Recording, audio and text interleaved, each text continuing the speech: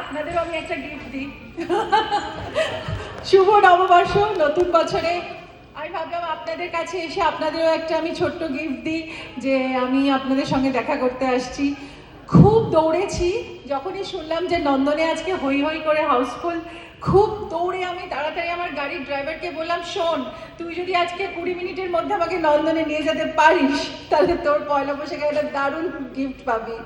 তো সঙ্গে সঙ্গে আমরা দিদি চলুন, কারণ সত্যি কথা বলতে কি আপনাদের ভালোবাসার টানটা এত বেশি আমার কাছে, যে এইভাবেই এরকম সিনেমা করার সাহস পাই, এরকম সিনেমা করার মানে উদ্যোগ নিন, কারণ আপনাদের জন্যই আমি এখানে আসছি। ঋতুপর্ণা, হ্যাঁ কি না? তো প্রথমে জানতে চাই যে সিনেমাটা কেমন লাগলো?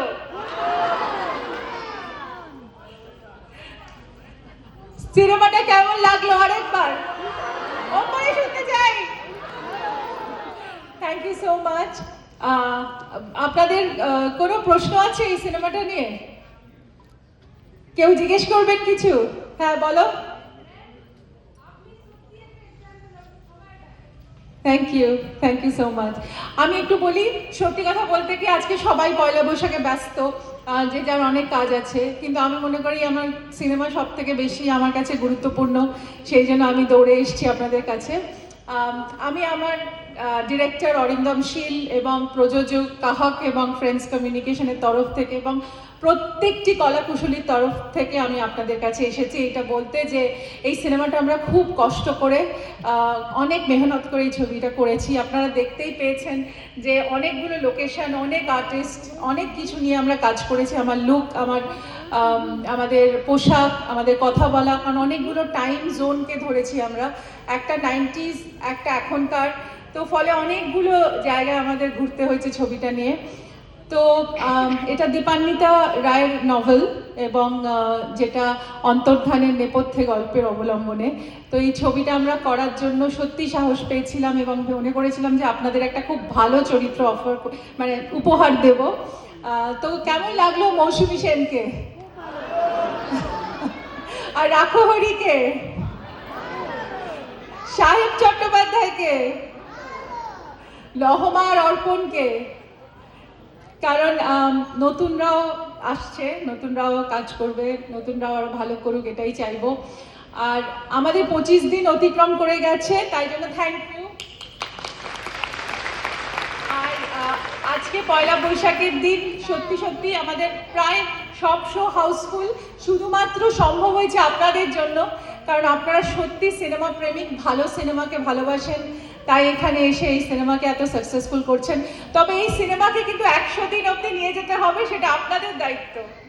আর আপনাদের একটা ছোট্ট কথা বলে রাখি, এই সিনেমাটা বম্বে, ব্যাঙ্গালোর, দিল্লি, হায়দ্রাবাদ, পুরো সব জায়গায় রিলিজ হয়েছে, অল ওভার ইন্ডিয়া। তো সেখানেও ভীষণ ভালো রেসপন্স হচ্ছে। কালকে আমি বম্বেতে ছিলাম, কালকে মীনাক্ষী শেষাদ্রিজি থেকে প্রচুর, মাহিমা চৌধুরী সবাই এসেছিল সিনেমা দেখতে এবং ভীষণ প্রশংসা করছে, প্রচুর ডিরেক্টররা এসেছিল মুম্বাইয়ের। তো আমি চাইবো আপনারাও এভাবে একটু ভালো করে লিখবেন, সবাইকে বলবেন সিনেমাটা দেখতে। আর আরেকটা খুব গুরুত্বপূর্ণ কথা, এই লাস্টের পার্টটা না যখন থেকে স্ক্রোল হচ্ছে, সেখানে কিন্তু একটা খুব ইম্পর্টেন্ট সিন চলছে এই সাইডে। আপনারা একটু যারা পরবর্তীকালে দেখবে বা আপনারাও যদি পরে দেখেন, প্লিজ বলে দেবেন যে ফিল্ম বাই অরিন্দম শীল যখন দেখাচ্ছে তখনই উঠে পড়তে না, কারণ একটা পুরো গোটা সিন আছে যেখানে মৌসুমী সেনের কিছু খুব গুরুত্বপূর্ণ কথা আছে ওর হাজব্যান্ডের সঙ্গে, সেগুলো তো জানা উচিত।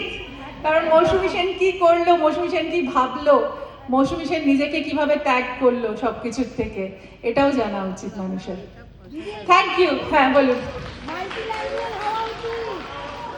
শুভ শুভ শুভ নববর্ষ। সত্যি কথা বলতে আপনাদের সারপ্রাইজ দিতেই এসেছিলাম, এটা আমার কাছেও একটা সারপ্রাইজ গিফট যে আপনারা সবাই এসছেন আজকে নববর্ষে। আপনাদের সবারই নিশ্চয়ই প্রোগ্রাম আছে, কিন্তু তাও আপনারা সিনেমা দেখতে এসছেন, এটাই হচ্ছে আমাদের জয়, সিনেমার জয়। Thank you.